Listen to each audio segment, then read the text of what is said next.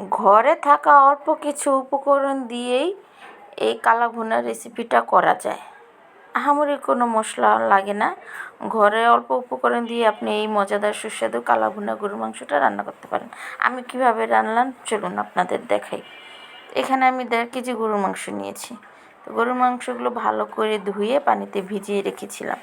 তো একটি পাতিলে আমি সবসময় যে পাতিল দিয়ে রান্না করি সেগুলোতেই আমি দেখাই, কারণ ফরমালিটি আমার ভালো লাগে না যেন অন্য কোনো পাতিল দিয়ে করাবো ভিডিওর জন্য। আমি তাই, আমি তাই সাধারণভাবে আমার রান্না দেখাই।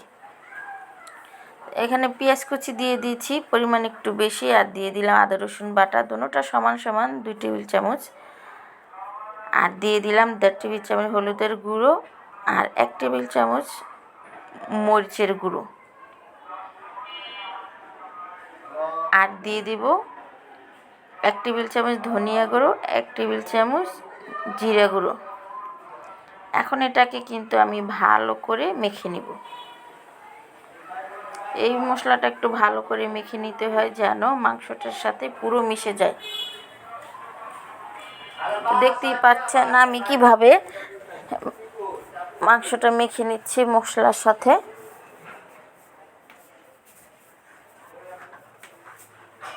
আর অবশ্যই কিন্তু 20 মিনিটের জন্য রেখে দিতে হবে। এখন আমি দিয়ে দিব 1 টেবিল চামচ লেবুর রস। এটা দেওয়ার কারণে ফ্লেভারটা আরও ভালো আসে। ছোট ছোট টিপসগুলো অবশ্যই আমাদের মনে রাখা জরুরি মজাদার রান্নার জন্য। রসটাও আমি দেখুন ভালো করে মিক্স করে দিচ্ছি। এখন আমি 20 মিনিটের জন্য রেখে দেব।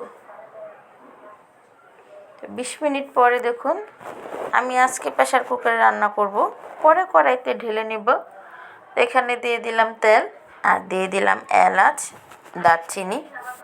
এটাকে একটু ভেজে নেব। ভেজে নিলে সুন্দর একটা সুঘ্রাণ বের হয়। আর সেই মাংসগুলো এখন দিয়ে দেব। এখানে গরম তেলের মধ্যে দিয়ে দিয়েছি। এখন এই তেলের মধ্যে এই মাংসগুলো ভালো করে কষাবো 5 মিনিট।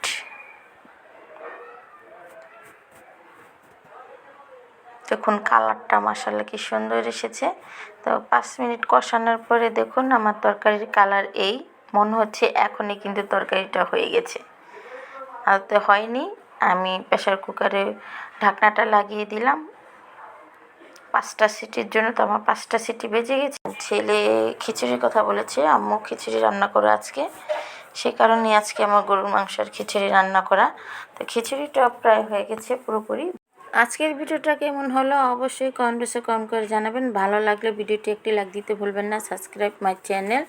আর গরুর মাংসটা দেখুন আমি নামিয়ে নিয়েছি প্রেসার কুকার থেকে। এইখানে আমার ভিডিও স্কিপ হয়েছে, আমি এখানে পেঁয়াজ বেরেস্তা করে সেইখানে আবার মাংসগুলো একটু বাগার দিয়েছি। দেখুন পুরো কালা ভুনের মতো হয়ে গেছে। আমার কোন ভিডিওটা আপনাদের সবচেয়ে থেকে বেশি ভালো লেগেছে সেটা আমাকে কমেন্ট করে জানাতে পারেন। আর আপনাদের কোন ভিডিও লাগবে সেটা আমাকে বলতে পারেন, আমি সেটা অবশ্যই চেষ্টা করব রান্না করে দেখানোর। তো আপনারা সকলে ভালো থাকুন, সুস্থ থাকুন। আজকের জন্য এখান থেকে বিদায়।